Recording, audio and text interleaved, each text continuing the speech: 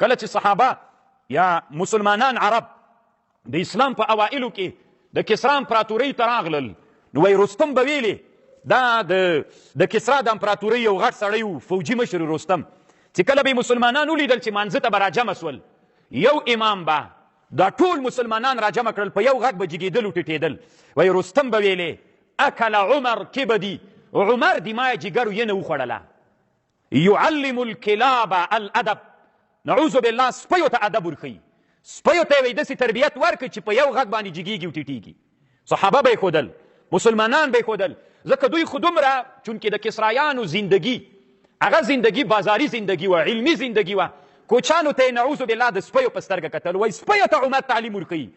داسې علما ترې جوړ کړل چې اوس په یو غږ باندې جګېږي او ټیټېږي دوی نه غواړي کافران چې مسلمانان کمالي ژوند زده کړي دوی هر وخت کې غواړي چې مسلمانان د بد او کوچانی ژوند وي ځکه کوچانی ژوند مترقي ژوند نه وي دا ټول افغانان چې په دې 20 کاله د درو کې ول د غرو کې ول نه چا غیر له بوشکې نه پرمختللې وسله جوړه کړه نه دا فکر چا سره و نه یې شفاخانه جوړه کړه نه یې خودکفایي د څه نومېږي دی د قشقري د تیل استخراج ته چا اراده درلودله بیخي دا فکر نه نه چا د بل کانال څه جوړېږي د قشتیفي دا فکر چا سره نه و ځکه هلته هغه ژوند کم ژوند وي اولیاتو ضروري او ژوند وي ټول ورځ په همدې کې لګیایي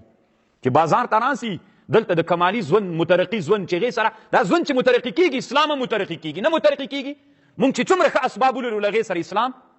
مترقي کېږي دوی نه غواړي دا دوی وایي چې همداسې د وحشت او د کلیوالي په ژوند کې وي نو رستم به څه ویلي چې مسلمانان به یې ولیدل چې مانځه ته به راجمع سول اکل عمر کبدي عمر د ما جګرو ینه وخوړله یعلم الکلاب الادب سپیو ته ادب ورښیي دا سپي چې وایي تربیت کوي دا داسې معنا لري لکه د ما ینه چې خوري نن که تاسې فکر وکئ هغه مبارز علما هغه معلمین او استادان چې انسانان تربیت کوي له هغه بازار د اطراف نه راغلي طبیعت والا خلک د بازار په طبیعت باندې اړوي د بازار طبیعت ورکوي نو دوی هم نن نارې وهي اکله امارت الاسلامي کبدي د موږ ینې راوخوړلې موږ خو د پوهنتونو د مدرسې د لرېوالي کوشش کوو یو بل مو دښمنان کړي ول موږ ویلې پښه په پښه به ورته واړو دا وارې به طالبو پوهنتون جنګېږي مدرسه او مکتب به جنګ کوي دا خو یې سره یو کړل که نه یو چې کې ناست دي نو الله عز وجل به انشاءالله ارمان نه پوره کوي خو دا هلته کېږي چې موږ علم زده کړو او که علم نه لري بیا فکر نه کوم چې دا کار مخکې موږ وویلې د بادشاهي قوت په چا وي په عصبیت قومګرایي کله چې قومیت سي نو دې قومیت سره یو سي نو د دې په وجه باندې مقابله شروع سي تر دې پورې چې الله عز وجل ځکه دې د قومیت په لحاظ باندې قومیت څه که په نسب باندې وي چې اکثره طبیعي دا ده اما که اهل دین والا خلک وي دلته عصبیت او قومیت راټولېدل بیا په نعرې د الله باندې وي بیا د اسلام په نعره باندې وي لکه د موږ او د تاسې 100 کلنه مبارزه هغه موږ قومیت او عصبیت وکړ راټول سولو متحد سولو نعره مو څوک وه لا اله الا الله محمد رسول الله نعره ولا دغه نعره ازبک هم ورته منقاد سو دغه نعرې ته پښتون هم منقاد سو دغه نعرې ته تاجک هم منقاد سو دغه نعرې ته نورستانی هم منقاد وګرځېده دې ته ټول مسلمانان منقاد سول ما به الاجتماع دغه سو لکه په قومیت کې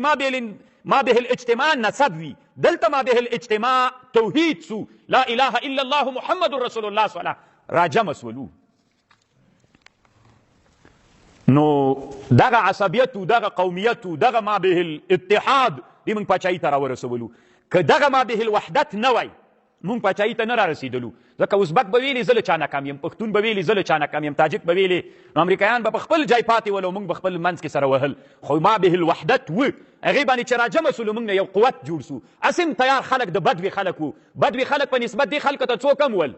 شجاعان هم ول ما بالاشتراک هم موجود سو بدوي شجاعت هم راکیو چې مقابله مو شروع کړله ها تر دې پورې چې دلته راورسېدلو